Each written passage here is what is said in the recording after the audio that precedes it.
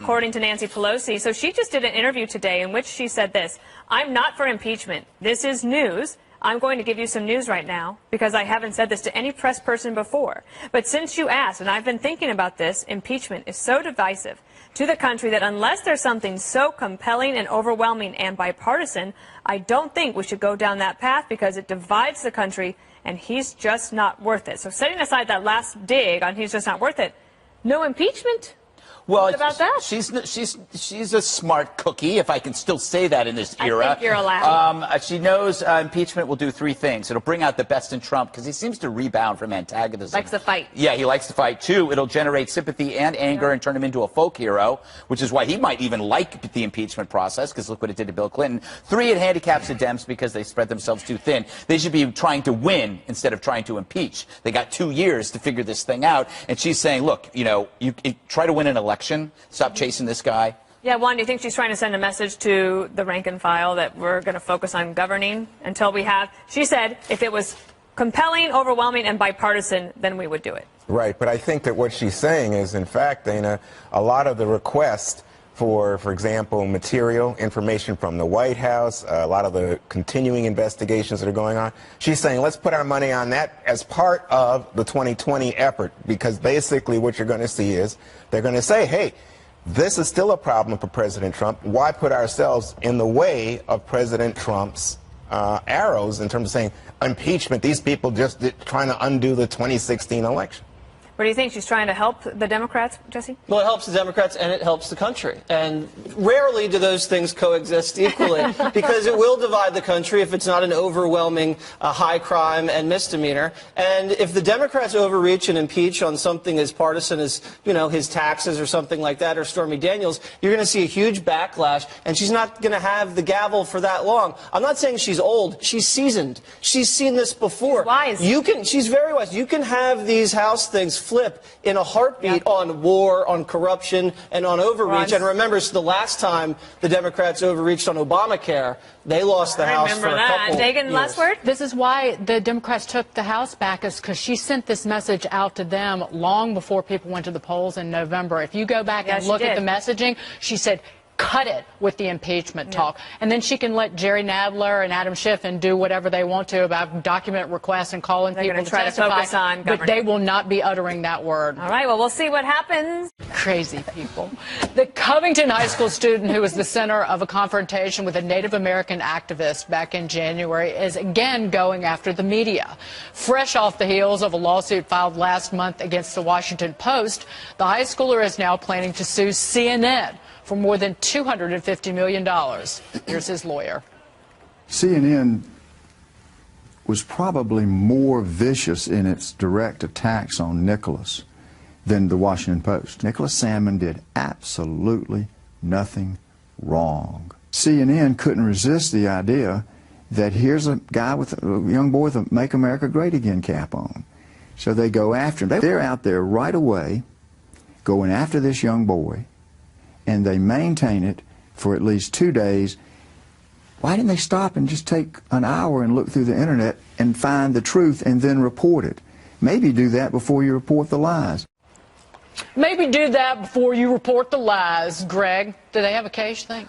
I don't know if they have a case, but the lawsuit is necessary because CNN is incapable of learning. They repeat the same mistakes, which are these divisive efforts to cancel people out.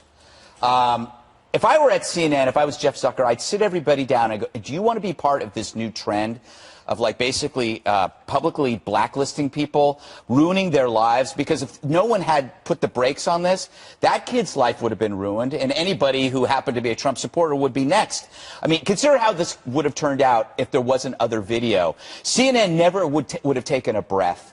They moved on from Covington to Smollett, and they even if you go back a few years, their anti-police narrative, they could have learned from that, but they didn't, and so this banishment craze that they're on and what they could have done to this kid, even if the lawsuit is without merit or whatever, maybe it will cause them to sit down and think about it. Just think about, do you want to be part of this mob, of this new trend, or do you want to actually sit back and think about what you're doing? Because it's going to happen to you.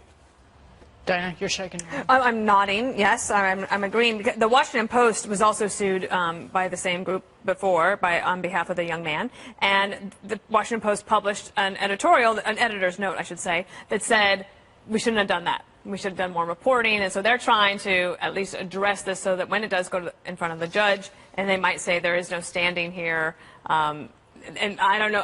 I'm with Greg. I don't know how it will turn out in court, but if they had not filed the lawsuit, nobody would be talking about this story. Exactly. Lawsuits drive coverage and news, and even if they don't get $250 million from CNN or Washington Post or whatever, putting it out there for all of us to talk about is worthwhile. And the money amounts are meant to send a message. Right.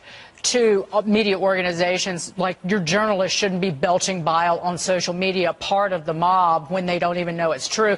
In the lawsuit that was filed against the Washington Post, Jesse, it says that one of the reporters there who worked on the story later retweeted that shortened video, which basically told a story that was not true.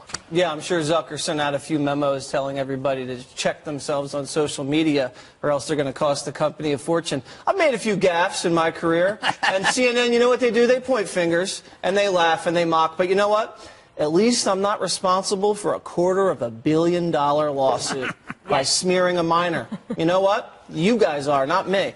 Also, CNN's pretty cocky. They're in third place. I think half the country thinks they're fake news, and now they're facing a multi-million-dollar lawsuit. So what they've done now, and to Greg's point, which I think is a great one, they now don't necessarily target popular people, famous people, talented politicians. They go after the little guy. Remember the woman that got the Russian bot or whatever, and she answered it, and they cornered her? They go after anonymous people. They unmask random people. Remember the guy that did the funny video on YouTube of the body slam? They put out his personal information. They go after minors. That's who they're really going after, and that's bullying. And they always call out the bullies. They're the bullies. Are the people over there, Juan, so irretrievably stupid that they don't know to take a breath? If you're going to go after a teenager, high school junior, not a public figure, but a private figure with something, if you don't know the whole story, you're just going to lambaste this kid and try and destroy his life.